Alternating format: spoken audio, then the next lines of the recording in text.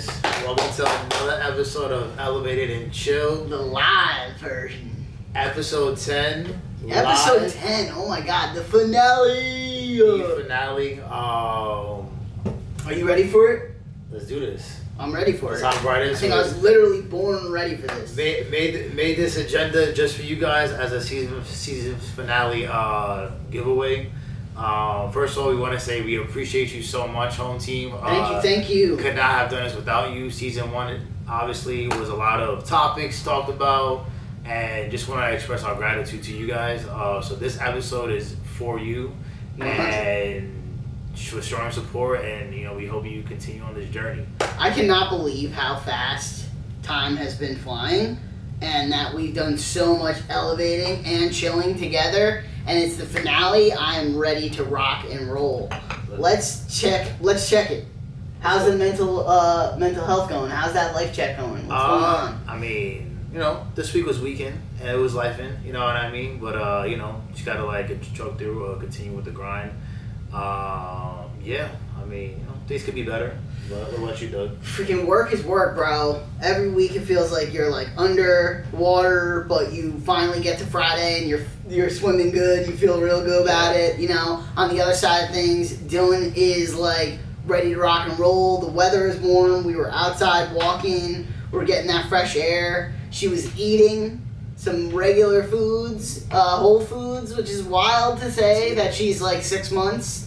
And teething, bro. Yeah. The world is crazy with how fast time is flying and just the things that are going on, man. I just can't believe all of it. But I'm excited.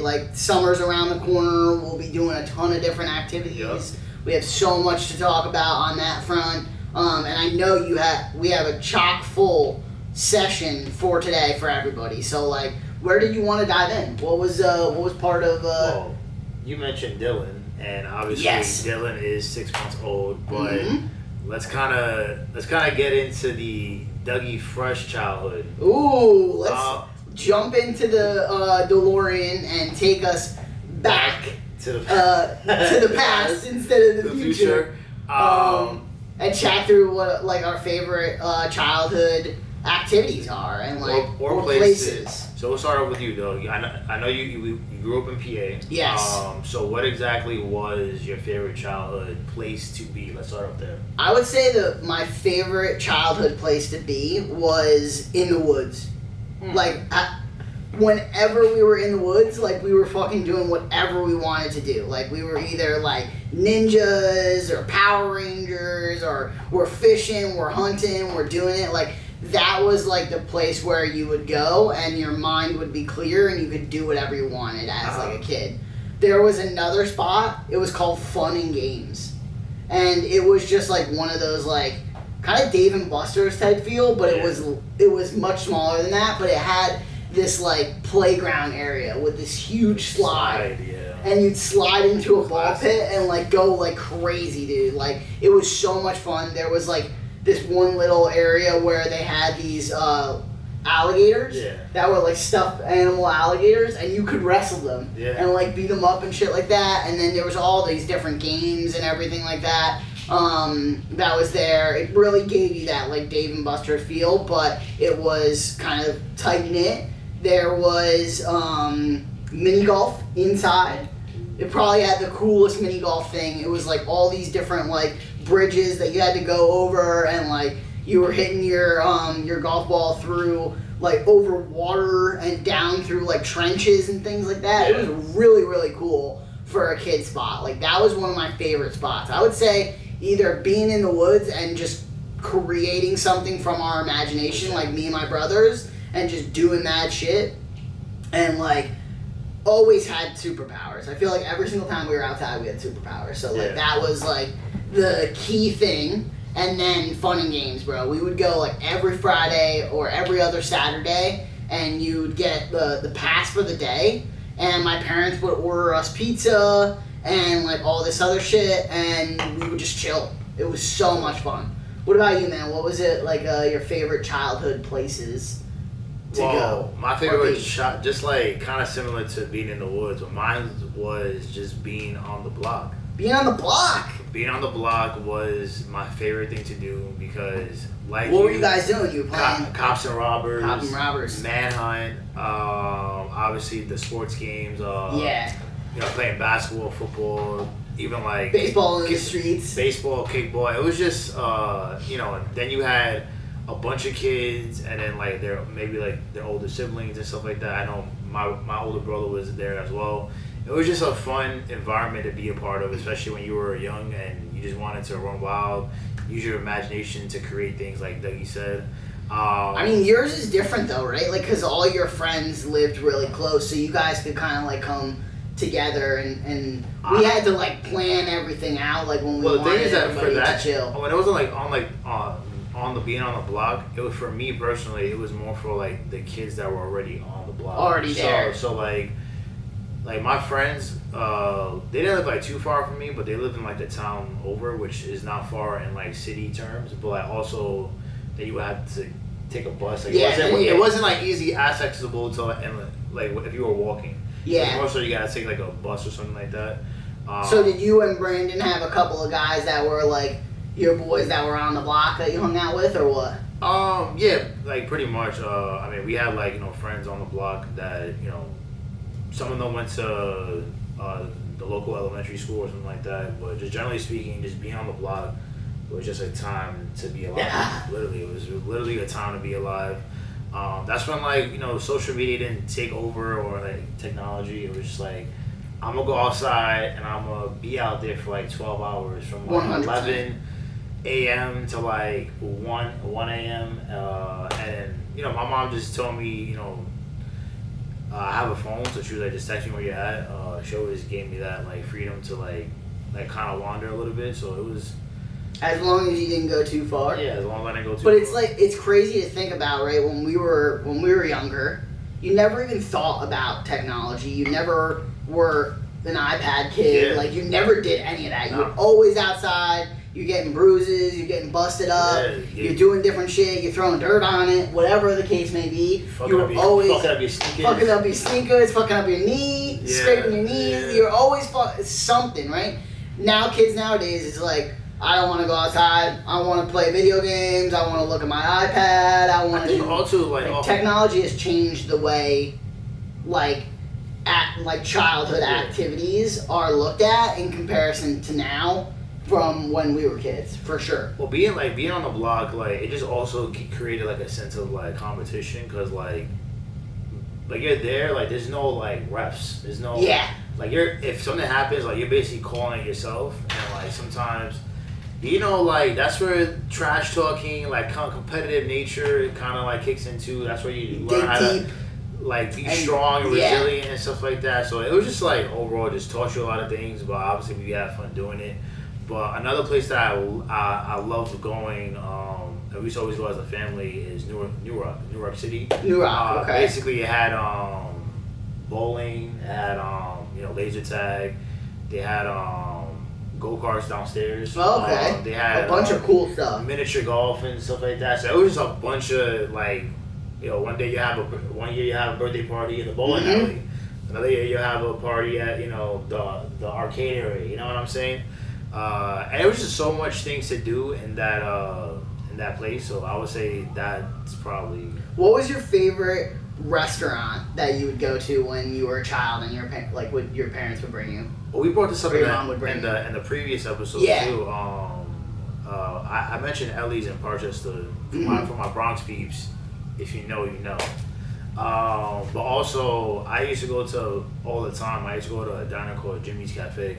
And that was just my mom knew the owner, and then being going there for so long, I got to know the owner. Dope spot. They actually moved places. It was they changed locations, but it's still the vibe there is good. The food's good. It was just a good family restaurant to be in. So if you're ever in the Bronx, specifically in the Castle Hill area, check out Jimmy's Grand Cafe. They have great food. But yeah, that was like probably like the two restaurants, like locally. You know what I mean? Yeah. What about you? I loved this restaurant that was a hibachi spot. Loved it so much that my dad had my birthday there like 4 consecutive years in a row. It was called Nona's, and it was in White Plains, like right next to. I feel like I heard of that. Yeah, it was right next to where we go now, where it's like Black Bear is over there, and Hudson Grill and all that. It was literally right around the corner by the train station. Okay. Oh, Lily's here as a guest star in the pod, but it was right around the corner by the train station, and it was probably the best food ever. And literally, they would always have those like those Asian sodas that had like you had to like push the little like the little ball in and yeah, dude, it was so good. That was like one of my favorite spots as a child. That is like ingrained in my head. Time out. Hold on. What's up? For favorite restaurant, Wohab. Wohab is a Chinese restaurant in Chinatown that has amazing food, amazing Chinese food you'll ever get anywhere, in my personal opinion. And it's not greasy? It's not. It's so good. It's like the right amount of grease. It's so good. I feel like that's sometimes where you have to like keep an eye out on Chinese food spots, is like they're either too greasy or they don't have the perfect like amount of grease that you want. Grease. Yeah, like they either just got the wok like that day, or they've had that wok for way too long and they need to toss it the fuck out. You know?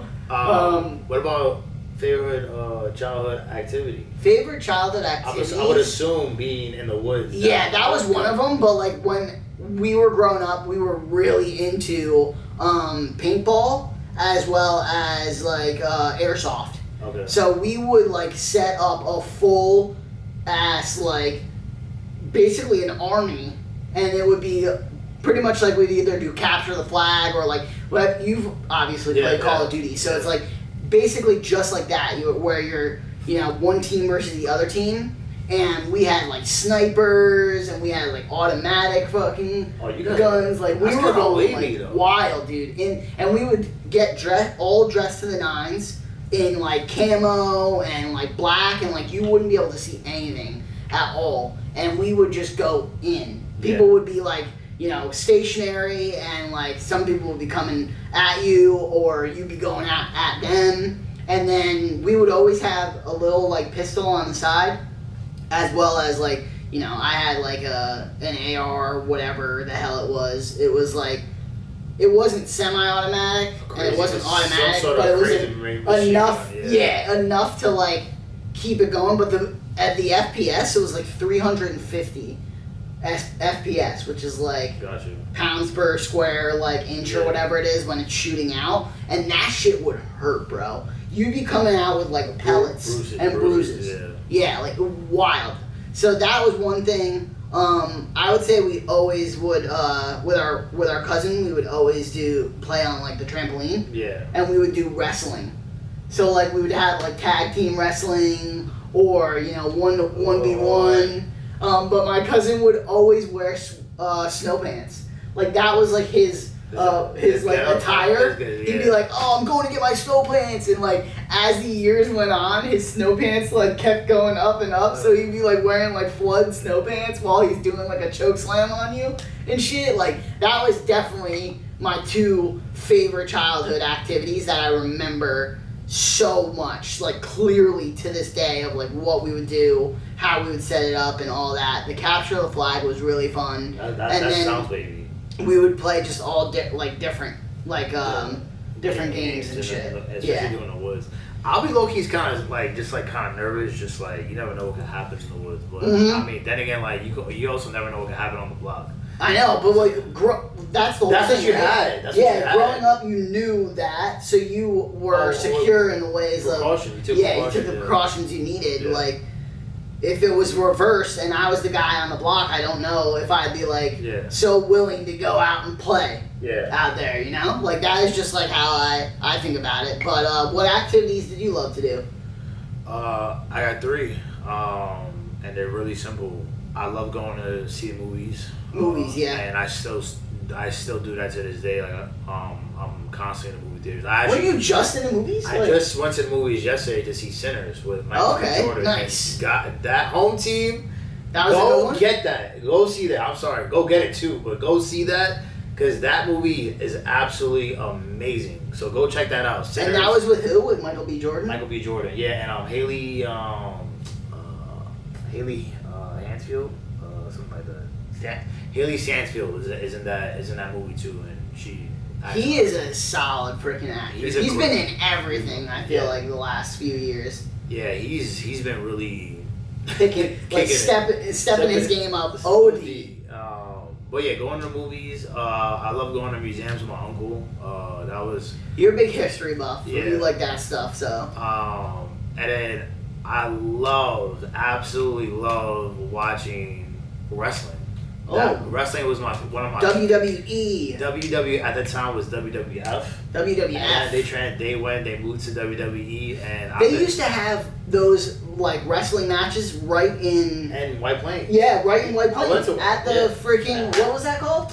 What is that place called? Oh, I can't think about it right now, but everybody knows that it's right next to the diners, right? Is it the White Plains Center? I think it's the White Plains Center, but it has a name. Okay. I don't remember what the name of it is. It is what it is, but like it's literally right next to that fire diner that's there, like City Limits or whatever it is. But I went there too, and there was like a midget fight, and they ended up throwing a guy all out of the ring, and like he landed on like a table, and they had to get an ambulance in there and shit. Like I don't think that part was scripted.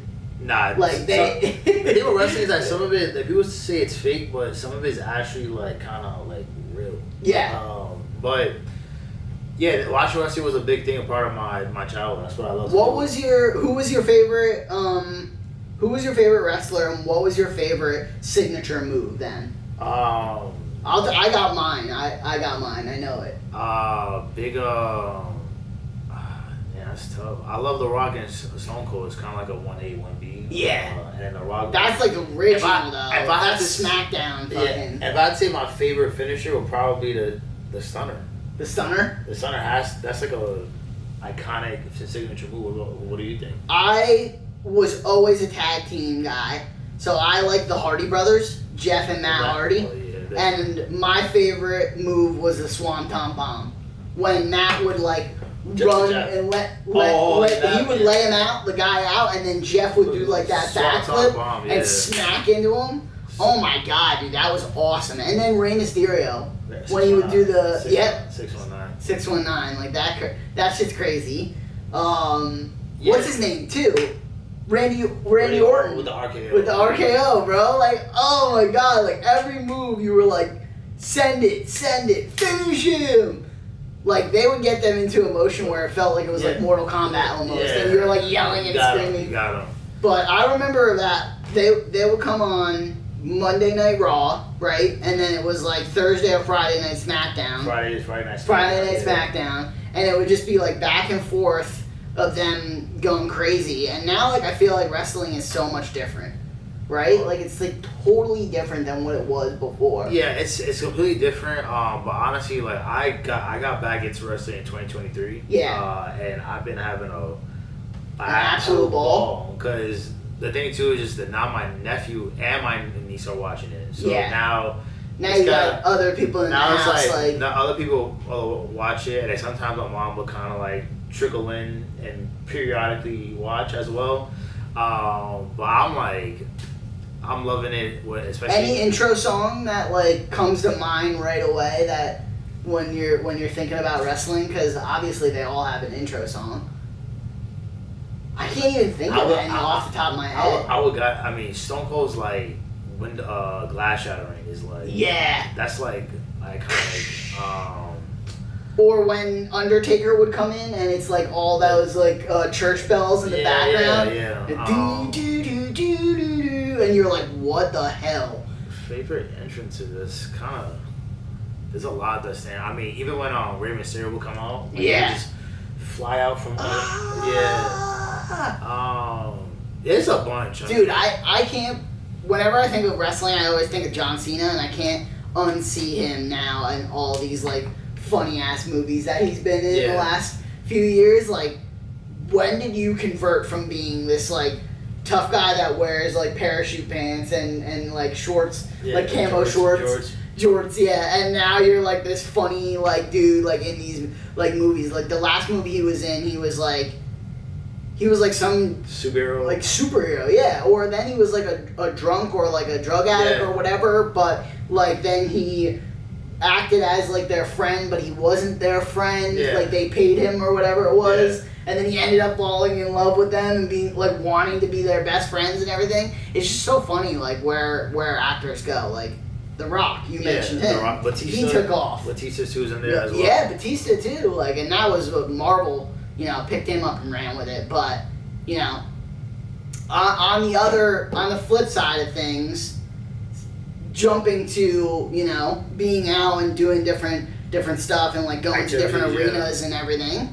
Like, what was your favorite performance or performer or concert or something like that? Like, what would draw you in when you were younger? I'm not gonna lie to you. I started going to concerts. Like, I don't really have a vivid memory of me going to a concert when I was young. Maybe like a few. I just started becoming like a consistent thing as I was in college.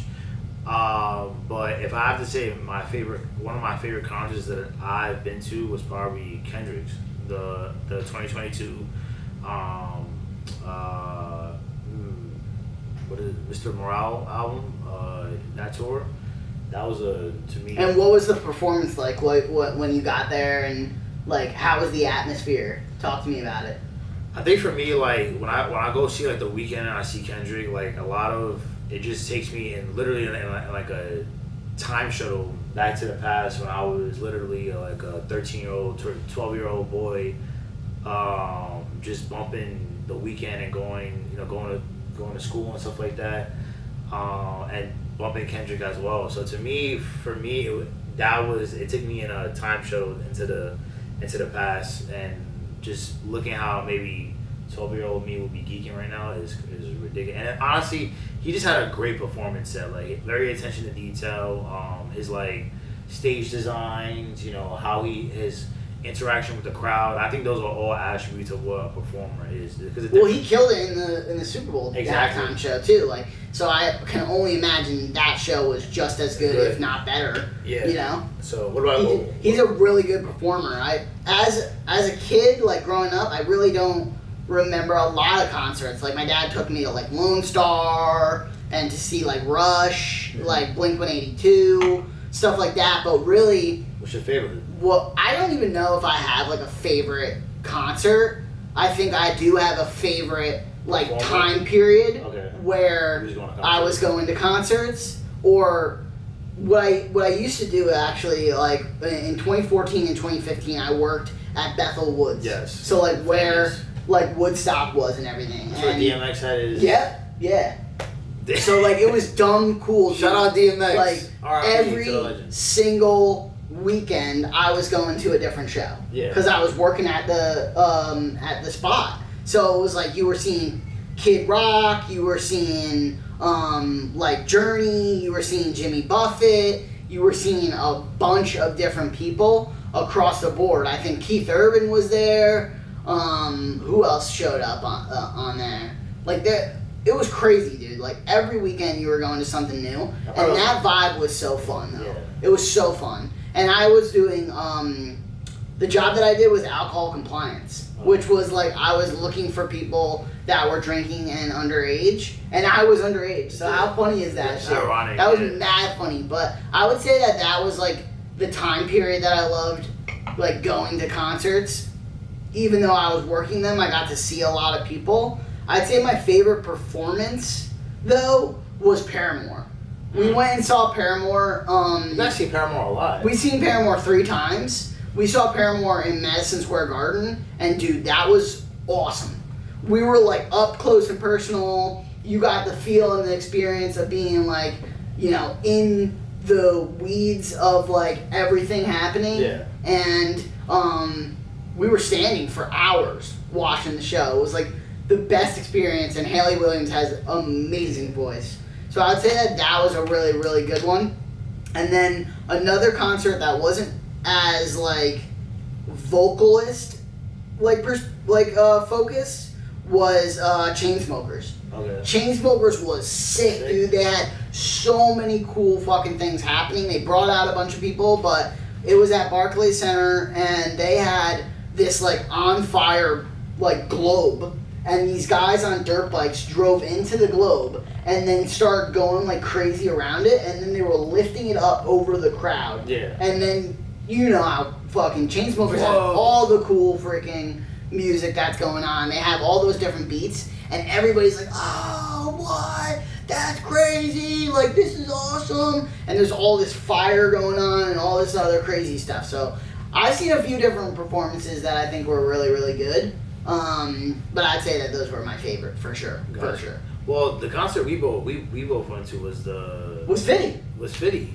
Yeah, how did you feel That about was. that? I'm not gonna lie to you. I didn't really expect much from 50 Cent, judging by the fact that he's like kind of been so far away from the rap game. Yeah.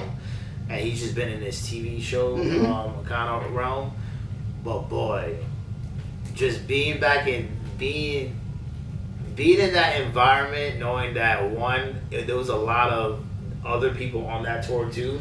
Jeremiah opened, then it was Busta, Yep. and then it's 50 Cent, Yep. and like, And the crowd was like our age too. Exactly. So like it wasn't like it was a little older or a little younger. It was like perfectly in the middle, and it was like it was our generation. Yeah, exactly. Because we all grew up on him. on 50 Cent. Yeah, like So when like, you think of rap, you think of 50 Cent. he was probably my first album I ever heard in my life. Like Get Rich or Die Trying is literally probably the first album I heard. And That's pretty wild and to think about. Like, I can't think about what my first album was. and he was just rattling off just banger after banger after banger, and then he brought in And so he just many kept bringing more people in. out. J. Cole. And then Hey, freaking Boogie. Yeah. And I was like, what the hell, bro? Like, Like- every song was a banger, and then every time he was bringing more people out, I was, like, blown away. And we didn't pay that much money for that Yeah, show. shout I out. was like, yo, what? Shout out Jan on that one. for That real. was a good pickup, bro. That was a good pickup. I had a fucking blast. And it was so much fun. And we were just like, well, we can't believe we saw Jermaine Cole. I know. I couldn't believe that he was there at all. Like, that one blew my mind. Oh, I can't believe. another concert that I went to that was fucking amazing was Coldplay. Coldplay. Coldplay was a great concert. Coming up, Jackson? He's coming into the Shout out Jackson. Shout out Jackson as a He's such special guest here on the live pod on the final episode. He's like, I gotta get in. I gotta get my flicks in real quick. Love it. Well, yeah, Coldplay was amazing because they had this thing. They had a bracelet, and basically that kind of motion a lot of things. Yeah. I forgot exactly what it's called, but it would just light up, and then like you could just when they played like Yellow, the whole crowd was It yellow. was like yellow. Yeah. That's crazy And then- cool, dude. And then at one point I forgot what song they did. They had like a heart. Yeah. Like whoever was in that section is like bracelet like lit up as a heart, Oh, that's really cool. and it was just the way they interacted with the crowd, and just a great it was like a great lively concert. Like everybody was engaged, and just the lighting, the stage design, everything was. I'm trying to think of other really cool performances that weren't concerts that I went to. Have you ever seen the Blue Man Group? No. Dude, that is something that you should put on your bucket list. I don't even know if they perform the same way as they The used. Blue Moon Group. The Blue Man Group.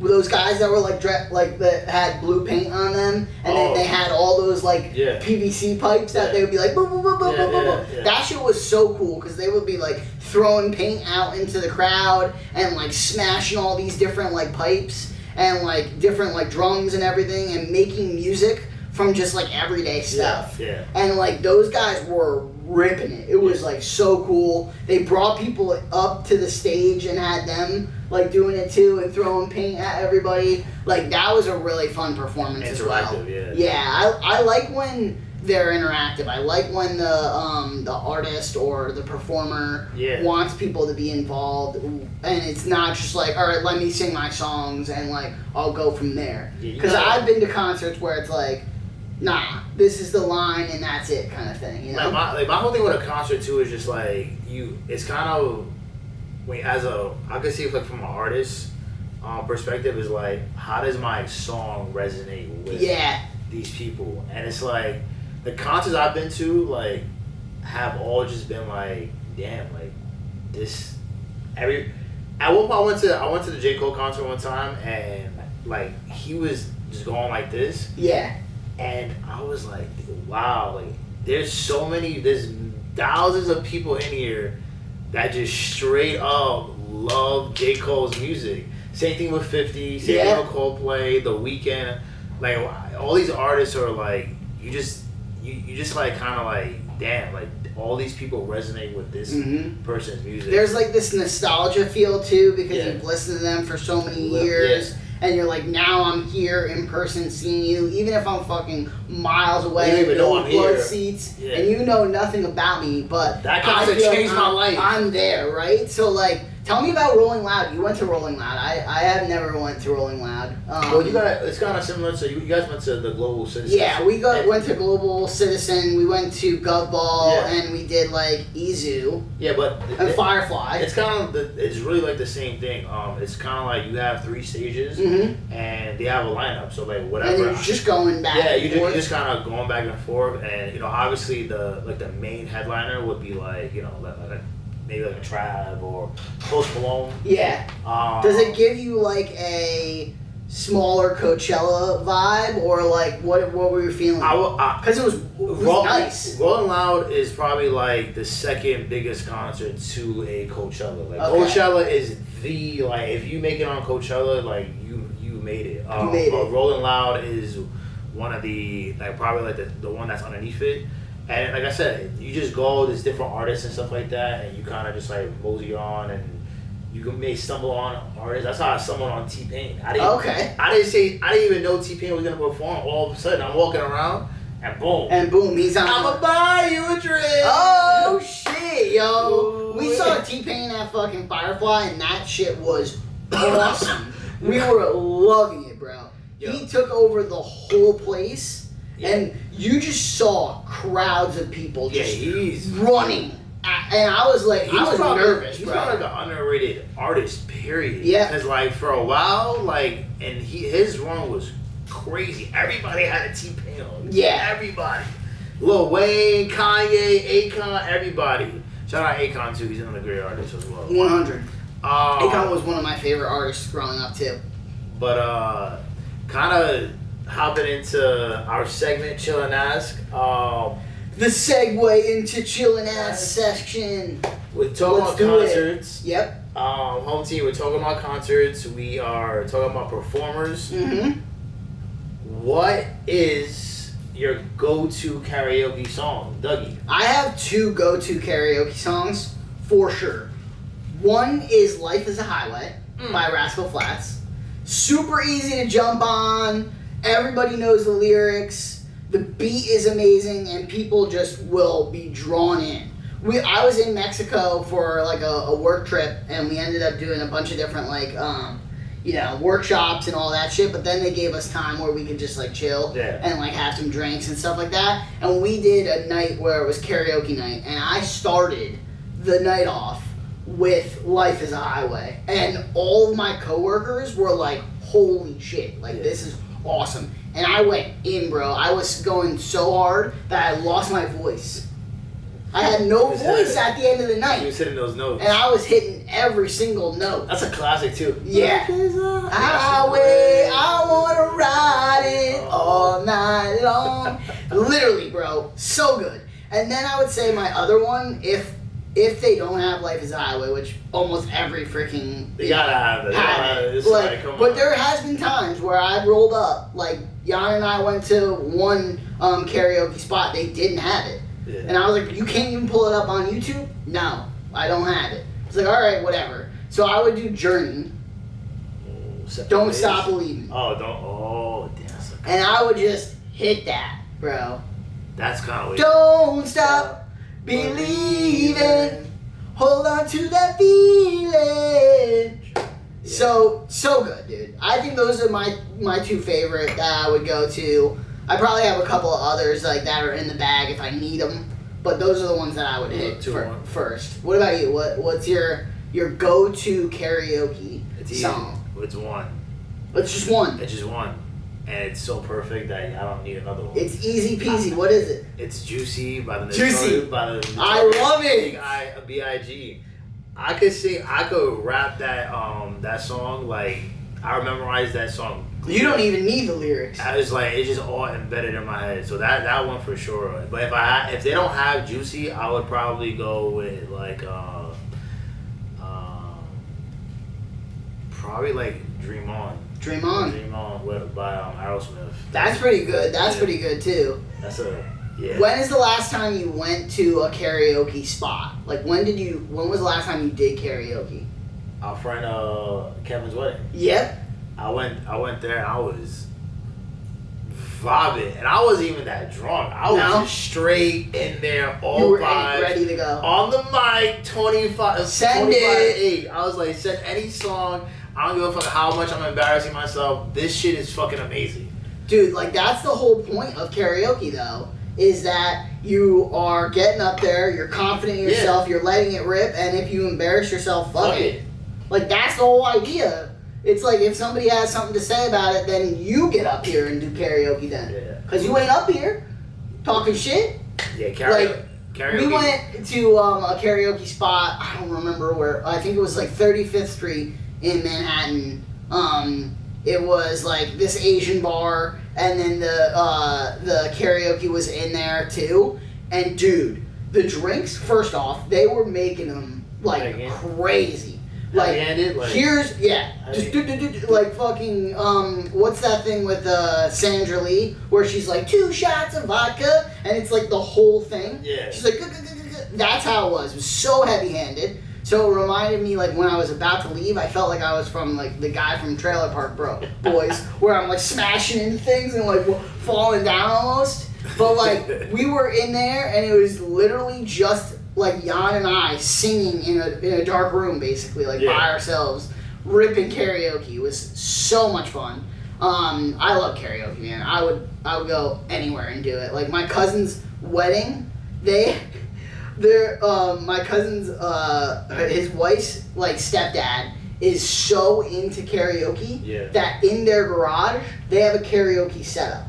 Like he has all of his speakers, he has his little like mixer and everything. So after the wedding, we went there. They opened the garage and everybody was singing karaoke out of the garage. Don't stop. It was wild, bro. Like so much fun. So much fun. Home team, let us know what you got. Yes, please. What's your favorite? What's your go-to karaoke song? Whatever you would be like, I have to sing this right now. Karaoke on the spot. What is it, home team? You gotta let us know in the comments. On the topic of singing, the opposite, not really the opposite, but if you were in a band, what is your go-to Guitar Hero song? Whenever I think of Guitar Hero, I always think of Rock Band as well. Like they just go hand in hand. Because you could use the guitar from Guitar Hero on Rock Band. So then you have a band of 4. Yep. Yeah. Exactly. And I think that you also used to be able to, before Guitar Hero kind of like brought in like the drums and all that. Like you could connect the drums from Rock Band through Guitar Hero too. So they were like back and forth, like as competitive as possible. But I would say whenever it came to Guitar Hero or Rock Band, my go-to was Danny California by Red Hot Chili Peppers. That was the first one I'm putting on. I'm ripping that. I'm hitting it. I'm smashing those little drums. And then on Rock Band, they used to have to sing. And you have to keep the lyric, right? Yeah. And then there was those little like circles. Like if you hit it perfectly, you get extra points and shit. I was like, like Britney Spears and that shit. That was probably the one. You know, I would go with that or what's his name? Welcome to the Jungle. Welcome to the jungle, running day by day. I was so bad at Guitar Hero though. For some reason, I could never get my pinky like involved. I felt like I was always doing like these 3 fingers here, hitting it with what was the colors? Green, red, yellow, and then the orange one was all the way at the end. And I'm like, I can't fucking get this one. Like I suck, bro. And you like always having to strum was like, it blew my mind. What about you? What was it? I would always play the guitar or the bass. Yeah. And then I would just be fucking shredding. Because if anybody knows me, one thing I love is I absolutely love a great guitar solo. Yeah. So I'm in there pretending I'm fucking Joe Perry in that bitch. Ooh, or Axl Rose, you're on the ground on your knees, you're fucking. And both Guitar Hero and Rock Band, you have like the whammy bar, and you stand but my Guitar Hero song was, I'm a cowboy on a steel horse I ride, I'm wanted, dead or alive. Yo, Bon Jovi though, bro. Wow. Ripping it on the guitar. I'm talking about, I'm going absolutely crazy. And I found a sweat is pouring down. Sweat. You're fucking. And then my brother would be the guy in the drums. Yeah. And then brain smashing that. Yeah. It was those one that are alive. Dream On was also was in there. California's Hotel California. There was just banger after banger after banger. That was so much fun too, because like you could either just play the songs on the side, or you could do like the career or whatever it was, and you're like bringing your guy to all these different like challenges, and you're like battling other people and shit. That was fun, dude. Wow. I can't even remember the last time I played a PlayStation. And that was like the first game that we would always play, like whenever we played PlayStation. Well, I mean, to be honest. Or maybe it was PS2. Guitar Hero and Rock Band are my favorite game of probably ever. That's your favorite video game of all time? No, it's one of. It's up there. It's up there. So I fucking love Guitar Hero and Rock Band. Home team, let us know what your favorite Guitar Hero song would be. What would you be ripping right away? Shredding, beating those drums, singing, it don't matter. You better be in it, 100%. Locked in, sweat dripping. You throwing maybe the drumsticks after the song, but you just bodied it. But yeah, let us know in the comments. We wanna hear. But yeah, like I said, Guitar Hero, Rock Band, my favorite, one of my favorite video games of all time. Just a great family game. Obviously, you get to meet a rock star in the game. So, what about you? Like, it also was like really cool because you could play with multiple people, right? Like you felt like you were in the band. Yeah. So like that was awesome. I think that there's a couple of different ones that were like my favorite, and it all depends on the console now, right? So like if we were talking about Nintendo 64, I'm saying the original. Like Smash Bros, where OG Smash Bros, where you're freaking tapping B. Where Captain Falcon was unlockable. Yes.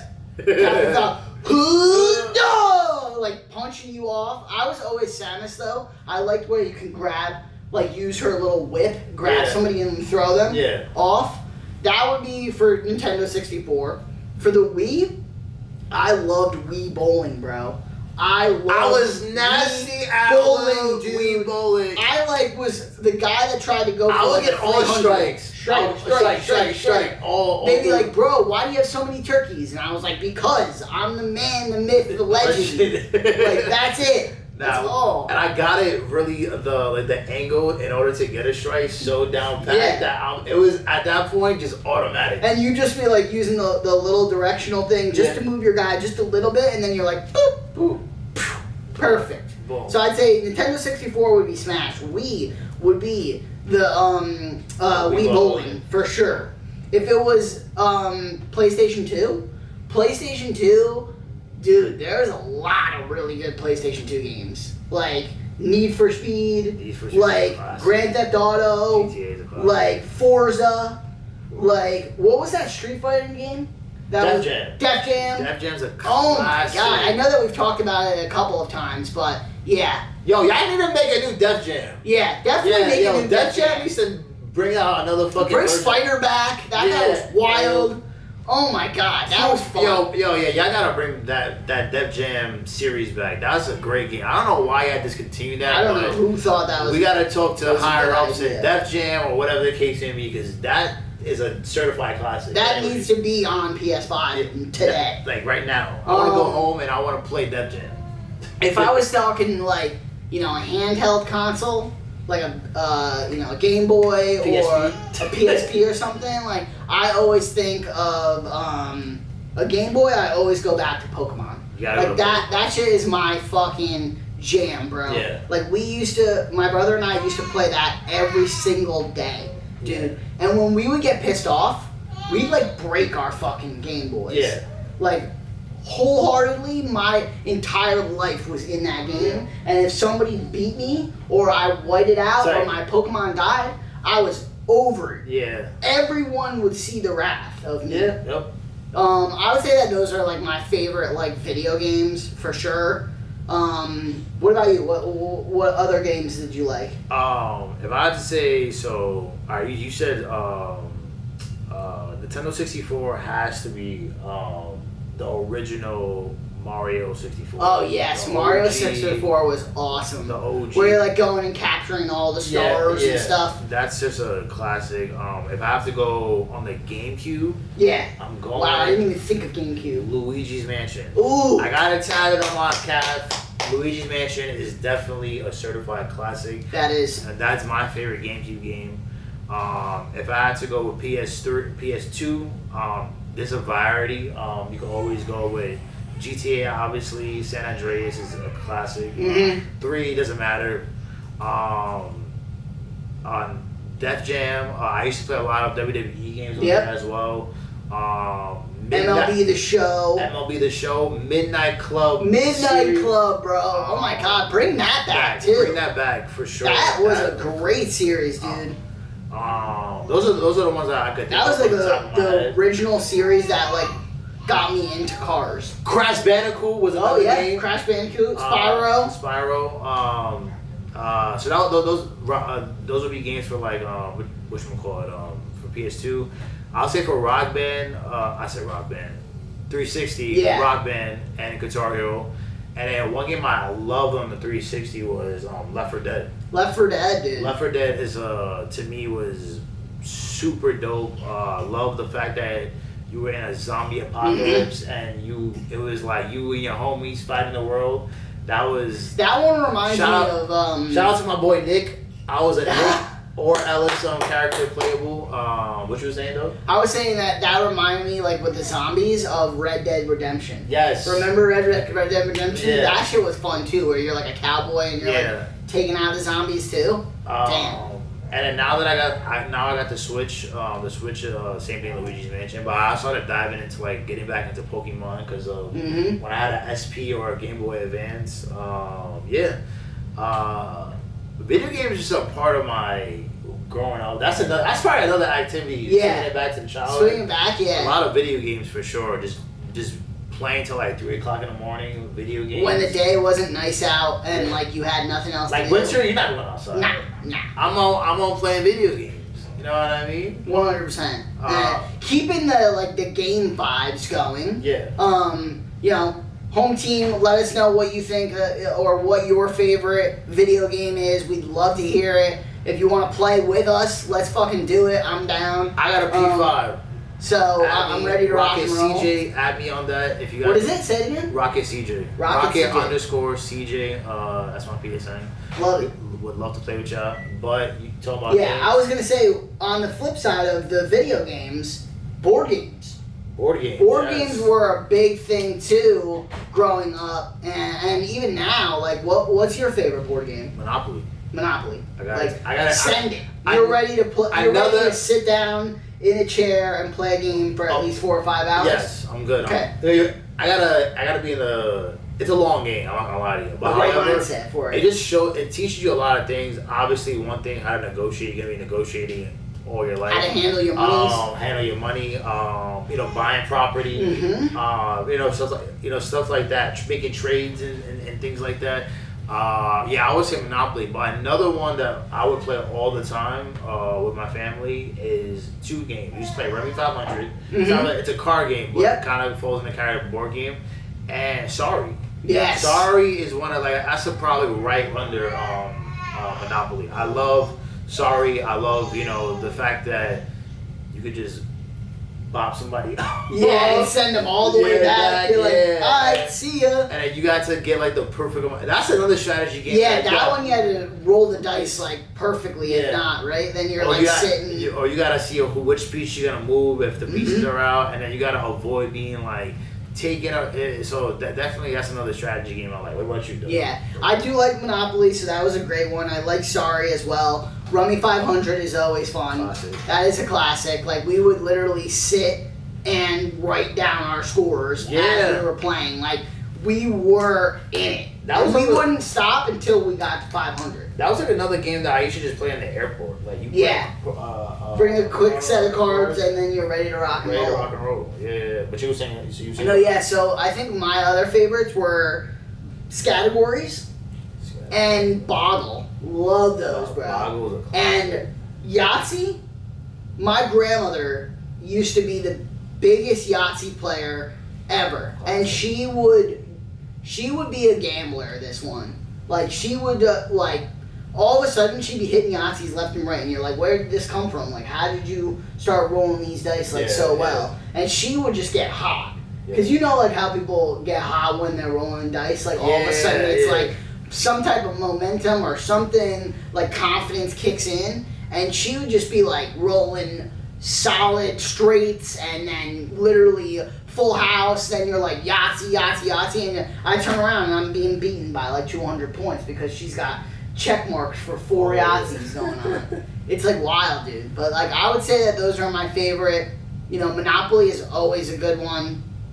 You gotta be in that mindset, like you said, to sit down for a while. I like the Game of Life too, where you're rolling around. That's another long game too. Yeah, and you're like picking and choosing what path and category you want to take and stuff.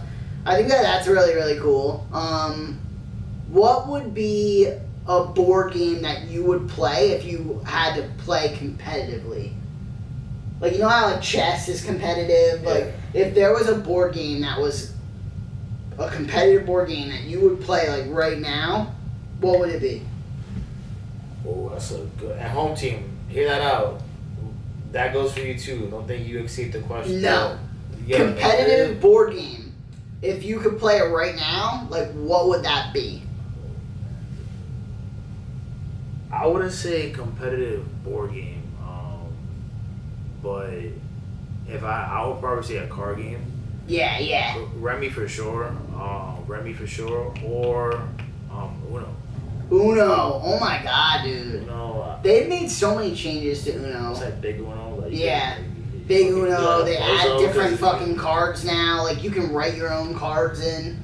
Like, that changes the whole perspective of the rules for that shit and everything. Like, I would probably say those two. What about you? That's an interesting question. I ain't gonna lie to you. I don't know if I have a competitive board game I would do, but I do have a competitive video game. I feel like if I was to do any competitive video game, it would probably be like 2K or something. Because I feel like you could easily set up brackets and like go at it against each other. And we used to do that when we were younger too. Like, we would just set it up. Well, they have the my career. My career, yeah. You could play, obviously you're doing your career, but you could also play in the park, and then you get like your rep, or you could do like a rec league or whatever the case may be. I can see that too. 2K would be But like, I'm trying to think of like a board game that is like relatively competitive. That's not like, Magic the Gathering or like something like that. What's that one that really big freaking board game that has like all those different like creatures and stuff on it? I'm trying to think of off the top of my head. It's like, it's a strategy based game. It's like Defenders or something like that, and it's like you're like rolling your dice to try to move your character throughout like the board. but like there's all these different other characters that can like attack you with different spells and different things and shit like that. It is competitive. I just can't remember what it is off the top of my head, off the rip. It's all WoW. Maybe it is WoW, but is World of Warcraft? no, because World of That's a Warcraft computer is a computer game. There is definitely a game that is just like that, but it's like a board game. And everybody's been playing it, and now I don't remember what it is. I have no idea. Keep going from it. Like, well, on the topic of like 2K and stuff like that, obviously games. Obviously the NBA playoffs are here. yes, Best time of the year. Oh, I wouldn't say the best time, but one of the best times of the year. yeah, right after a great March Madness, you always won. All the seeds are locked. Yep, the bracket is locked. Did you solidify your bracket? I have not solidified my bracket, but we kind of touched base on that. Yeah, we were talking a little bit about it. So now that everything is solidified and squared away, what are your predictions? Well, the Heat are actually. Yeah, the Heat made it in. Do you know that they were the first 10 seed to make it to get out of the play-in, which I had no idea that no other 10 seed has done that. I would have thought that would have happened before. Yeah. But I mean, the play-in's only been around for a few seasons, so it's like I get it, but I felt like that would have happened before. The Heat are sneaky though, bro. They're sneaky. That is a good team, and they have one of the best coaches of all time. Eric Spoelstra. Right? Like, he's one of the best coaches of all time, and he knows how to turn it up and make his players better in the playoffs. Yeah. So if the Cavs are walking into that thinking that they're going to walk out and it's going to be a walk in the park, they're sweeping them, that's not happening at all. You will be, I promise they will lose at least a couple games in Miami. Like, that's going to be a 6-game series. For sure. I feel like, on that front. Then on the East is obviously the... You got Milwaukee and the Pacers. Yes, you got the Pistons and the Knicks. Mm-hmm. And then you got Boston and the Magic. Yeah. So where are you landing with the East in this first round? Like, what are you thinking? So I'm thinking... I know we went over this a little bit because we were locked in with, like, the 2 and Knicks 3 and 4 and 5. Yeah. No, not the 2 No, and the 4. 3 and the 6 and the 4 and the 5. Yeah. We talked about that last week. So give me 1 and 8, which you just talked about, which was Cavs and Heat. I don't know, because with the Cavs and the Heat, I feel like you obviously want to go with the Cavs because they're number one. But I just feel like the Heat could actually, like, if they are on par, they could actually beat the Cavs because I don't think the Cavs are that serious. Yeah, but I think the Cavs, I think if they steal a game from them in Cleveland, it's very, very much an open floor for them to come in and take that from them. Yeah, for sure. For sure, yeah. And then the Magic and the Celtics are obviously gonna win. But I think the Magic have a good kind of core, but when you're 6 man in your 6 man, or generally speaking your 6 option is capable of dropping 30, that's a problem. I'm sorry. I know that they have the number 2 in defense in I think in the East and in the league, the Magic, but they just don't have enough. They have big guys, but you just don't have enough to outdo the Celtics, even if the Celtics aren't 100%, because Jaylen Brown isn't feeling 100%. They are going to give him some treatment. You know he's going to get some injections into his knee and be ready to rock and roll for Sunday's games. Sunday's game, I think. But, like, basically, I think the Celtics are going to wipe the floor with them. Yeah. They're going to take them to the cleaners. And then on the west side of things, you have the Warriors and the Rockets, and then you have the Grizzlies and the Thunder. Yeah, and, the Grizzlies did great in the play-in to get in, but you're going up against, the OKC had a historic season this year. Like, the best ever point differential ever. Yeah. So, like, one, we know they can score. They have the MVP. They play very hard defense. The only thing is, like, I do think that they will beat the Grizzlies. But as the Thunder progress into the playoffs, inexperience is going to be very much. Well, that's kind of like the Cavs too. It's the same thing. Yeah, like that is going to be a huge factor because remember all of the teams now that they have to play that are in, right? Let's say you got Jokic and the Nuggets who have won, they're champions. Yeah. You got Kawhi Leonard and the Clippers. He's a champion, and you're bringing now James Harden and Powell and Zubac is like one of the best defenders in the league this year. Yeah. So you got experience there. You got experience with Jokic. You got the Lakers, who have the best player of all time, And Luka. right? And You have Ant Edwards and the Wolves. If they get further, they have experience. They know what's going on. They went all the way to the conference finals.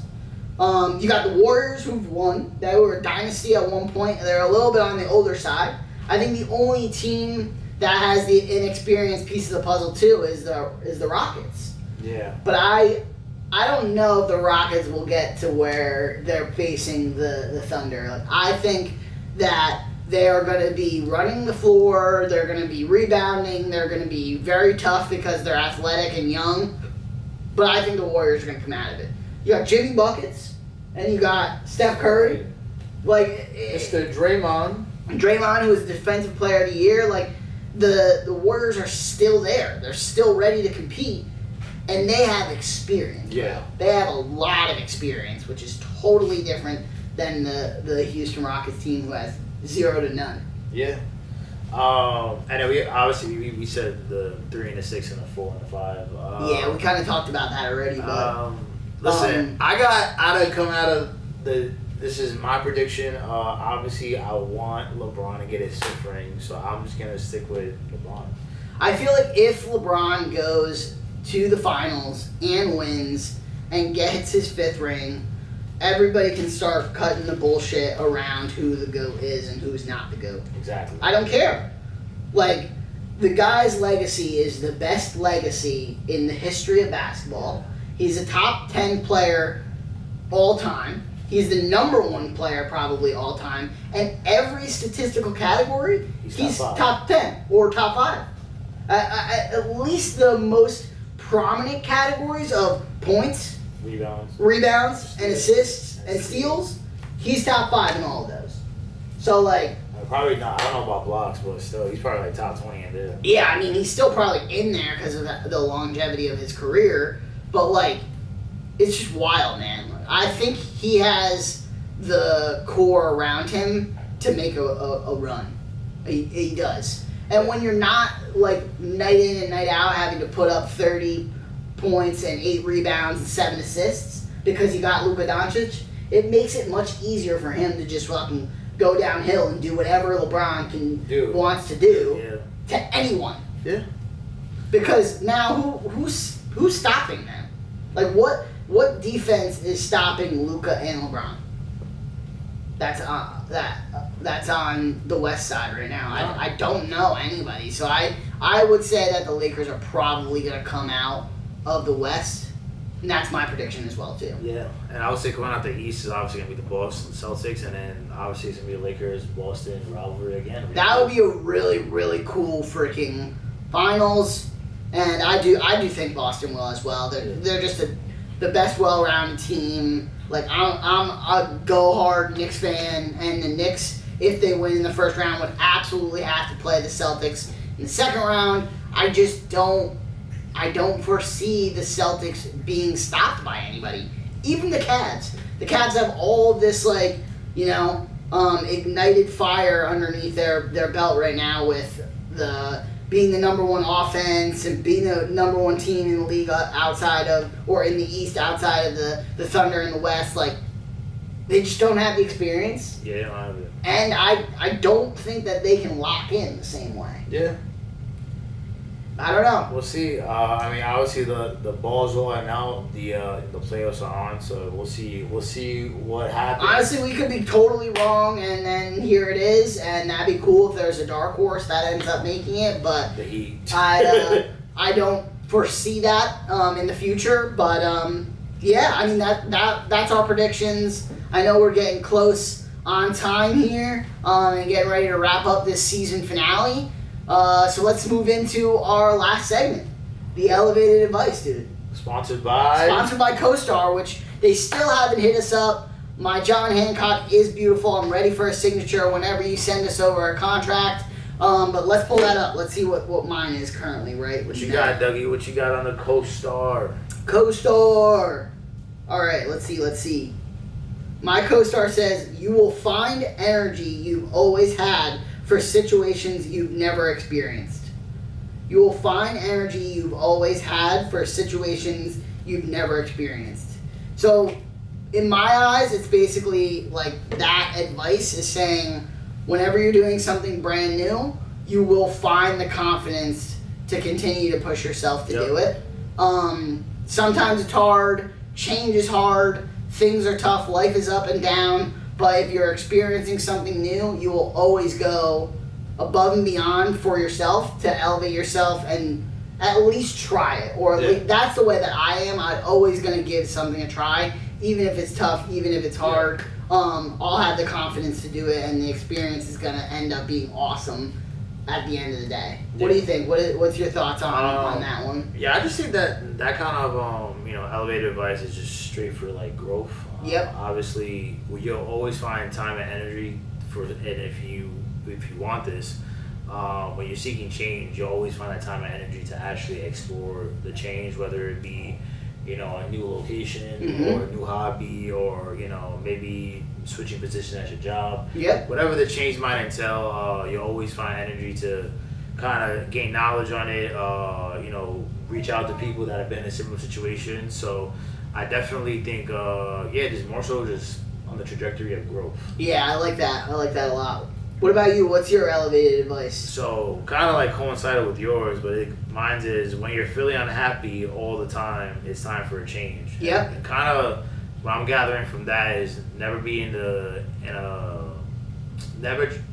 try to not to remain stagnant all the time. If you feel like things aren't going in a negative direction, always pivot into something else which kind of correlating with you.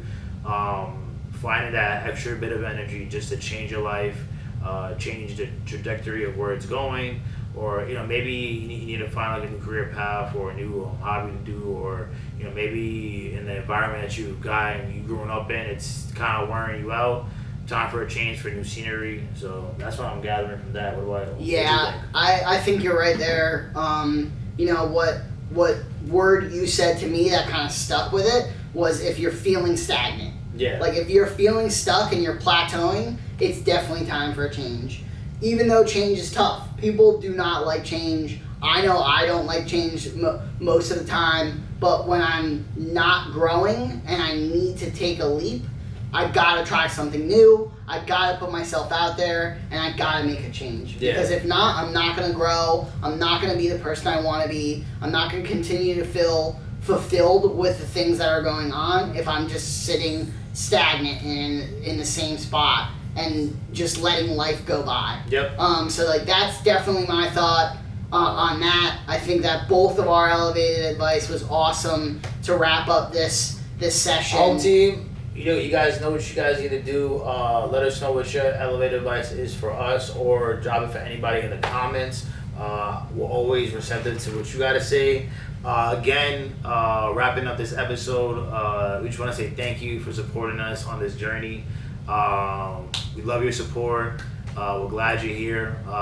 And season 2 is going to be on the way. We got exciting, cool stuff for you guys as well.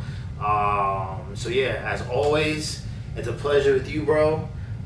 Good to see you in person. Live in action. Live in action, yes. More to come on season 2 of this type of stuff as well. YouTube, you catch us on YouTube at 6 p.m. Eastern Time, 3 p.m. Pacific. And yeah, that's all she wrote, folks. Thank you, home team. Again, without the audience, without you all, we wouldn't be where we are today, and we wouldn't be growing in the direction that we want to. So we're hoping you're enjoying the topics that we have, and you're feeling elevated, you're having a good time chilling with us, and we'll catch you on the flip side in season 2.